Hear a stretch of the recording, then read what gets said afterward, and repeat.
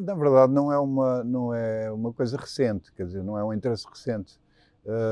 Eu tinha diversos textos desde, mais ou menos desde 2007, por aí, talvez um pouquinho antes, que tinham a ver com as temáticas, digamos, numa ecossofia, por assim dizer. E, e então, alguns desses textos foram retomados, mas na verdade o livro é constituído basicamente por textos originais. Não há textos reciclados, digamos assim. Embora no final do livro até tenha além da bibliografia convencional, tenha uma bibliografia sobre os meus próprios textos que já tinham sido publicados acerca dessa matéria. Algumas críticas no jornal, outros textos mais académicos, embora o livro em si seja muito pouco académico. As pessoas que o têm lido têm confirmado isso, que ele não é um livro académico. É um livro que cruza uma perspectiva, digamos, pessoal, inclusivamente, uma perspectiva como crítico, como um espectador, melhor, um espectador de dança, e depois mistura algumas referências de autores, enfim, que são importantes nesta área, mas que não esgota a temática, não é? Bom, a ecosofia é um conceito do Félix Guattari e que ele lançou e que basicamente o que está por trás do pensamento da ecosofia é que qualquer intervenção que possa ser feita a nível ambiental tem que ser, digamos, também a nível social e a nível das subjetividades. Portanto, a ecosofia cruza esses três planos da ecologia, por assim dizer. E o que o livro faz, ou tenta fazer, é uma reflexão a partir desta ideia de que as questões ambientais são mais do que isso, são questões de equilíbrios ecológicos que se realizam, que se estabelecem em três planos. O plano ambiental, o plano social e o plano das subjetividades.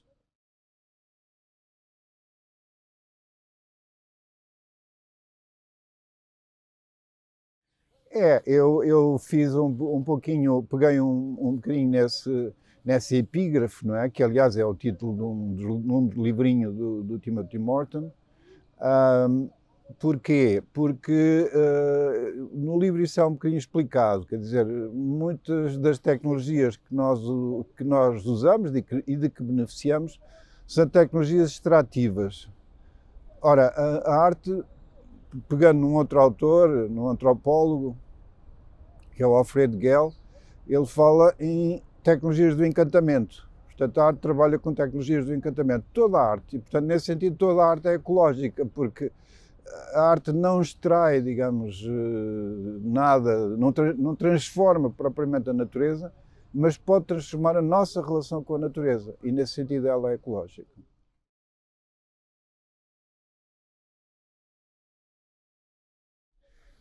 O título custou a encontrar.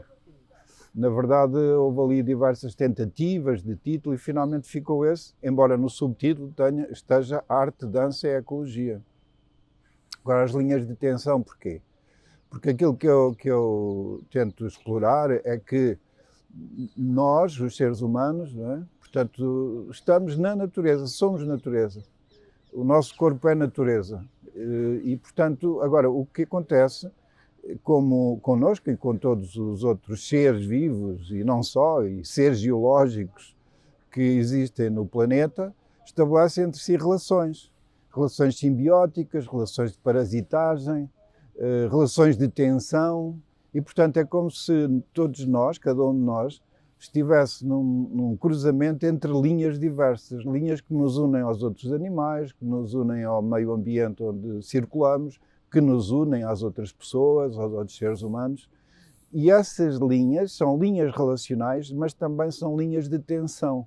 Aquilo que no nosso tempo nós estamos a assistir, e alguns políticos exageram e estão, digamos, a forçar essas linhas de tensão até um ponto em que elas estão prestes a romper-se.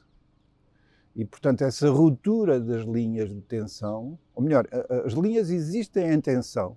É natural que existam em tensão. mas há um ponto em que elas podem romper. E esse é efetivamente o grande dilema e o grande desafio e o grande risco que corremos nos nossos tempos.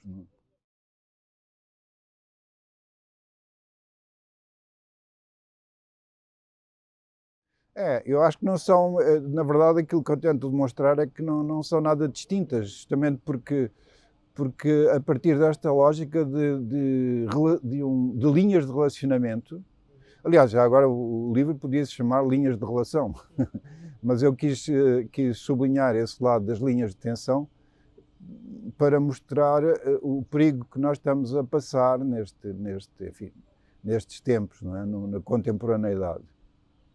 Agora, o que é que acontece sobre este nosso tempo?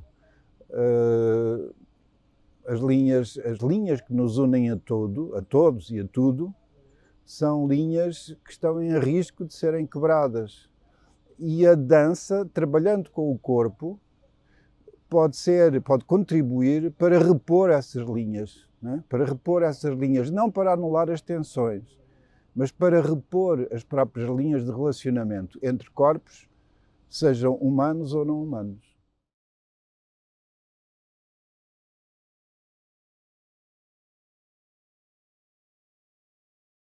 Eu tento no livro fazer digamos, o livro tem algo de errático, mas apesar de tudo, pelo menos acreditando naquilo que as pessoas têm lido, me dizem, há uma unidade no livro, há uma unidade. Agora, aliás, o livro começa com uma pintura, começa com uma análise de uma pintura do Friedrich, que é uma pintura que normalmente é traduzida como caminhante sobre um mar de névoa. Uma pintura romântica, em que se vê um homem de costas apreciando, supostamente num pico do monte alpino, e apreciando a paisagem. É uma pintura muito bela, que nós poderíamos dizer que é uma pintura que nos coloca bem com a natureza, mas na verdade aquele homem que está naquela pintura é como se fosse um mestre da paisagem. E faz uma separação, é como se esse homem estivesse a estabelecer uma separação entre aquele que assiste e aquilo que é assistido, que é a natureza. E essa fratura, portanto, eu começo por refletir sobre a própria fratura que nós fomos estabelecendo na nossa cultura, que é uma fratura entre nós, seres humanos, e o mundo natural. Nós falamos na natureza como uma coisa exterior a nós. E nessa pintura isso já está, de certa maneira, presente.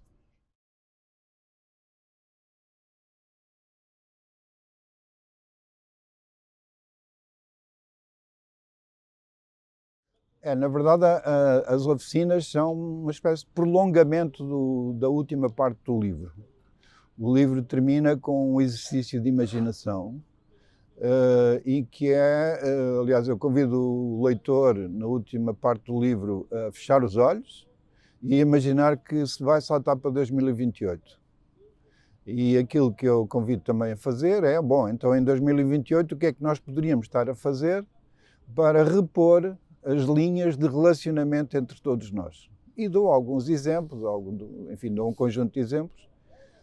E o que eu fiz foi, nesta perspectiva de trabalhar esse plano da imaginação, foi convidar alguns artistas para eles próprios organizarem oficinas que, de algum modo, repusessem digamos, ou sensibilizassem mais para essa reposição das linhas de relacionamento.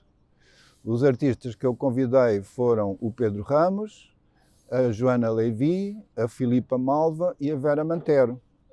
Portanto, cada um deles alguns deles já fizeram, a Vera ainda não fez, mas fará, portanto, vai organizar uma oficina dentro desta perspectiva.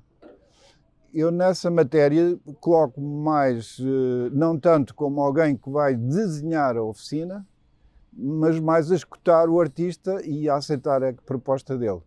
A única coisa que a oficina normalmente termina é com uma entrega de um postal que será enviado pelos correios, com uma pergunta.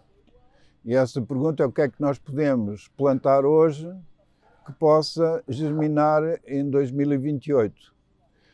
Muitas das pessoas que fazem esse postal dirigem o postal a si próprias. E, portanto, nós vamos colocar esse postal no correio e provavelmente muitas das pessoas que já fizeram a oficina irão receber o postal daqui a algum tempo. Mais do que uma projeção, aquilo que no livro aparece são exemplos de, digamos, de alternativas que poderiam ou que poderão ainda ser trabalhadas. Eu vou dar um exemplo. Há uma parte em que eu falo em apagões generalizados. Agora, a maior parte dos exemplos não são feitos com base num exercício de imaginação abstrata. Partem de realidades que já foram feitas. Por exemplo, em Reykjavik, há uns anos, houve um movimento que conseguiu fazer um apagão durante 24 horas na cidade. Um apagão deliberado. E não era um apagão por razões propriamente, por exemplo, militares ou uma coisa desse género. Não, era um apagão no sentido de poupança de energia e de ver a noite. Apreciar a noite. E, sobretudo, a noite nesses pontos boreais é de facto magnífica. Então, uma das ideias que eu lanço, por exemplo, é haver uma espécie de rede de cidades que decide fazer um programa de apagões ao longo do ano. Isto poderá ser feito, mas evidentemente que há os outros apagões por más razões, não é? A guerra, por exemplo, muitas vezes leva a apagões terríveis. Bom, mas isto é uma das propostas que aparece no livro, por exemplo.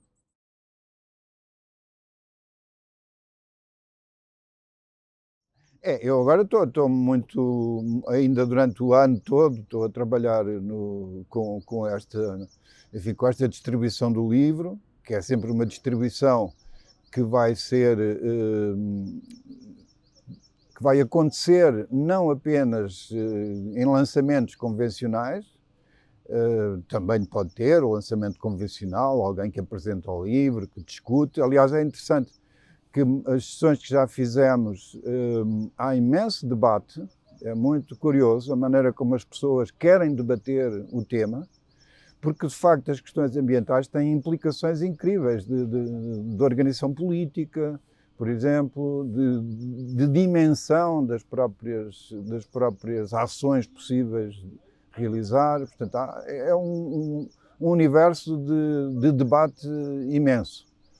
E que me parece que falta trabalhar. Portanto, esse debate tem que ser feito com mais intensidade e de uma maneira mais alargada também. E, portanto, durante o ano todo isso vai acontecer em diferentes lugares. Já aconteceu, portanto, em Lisboa, no Teatro São Luís, no Viriato em Viseu e no Teatrão em Coimbra. E vai continuar. Está previsto em Aveiro, depois está previsto também no centro do país, assim, em zonas menos urbanas. Portanto, há diversas... Agora, as datas ainda estão a ser fixadas, mas sei que até ao final do ano vai acontecer, portanto, este tipo de ações, de eventos. Daniel, muito obrigado. Obrigado, eu.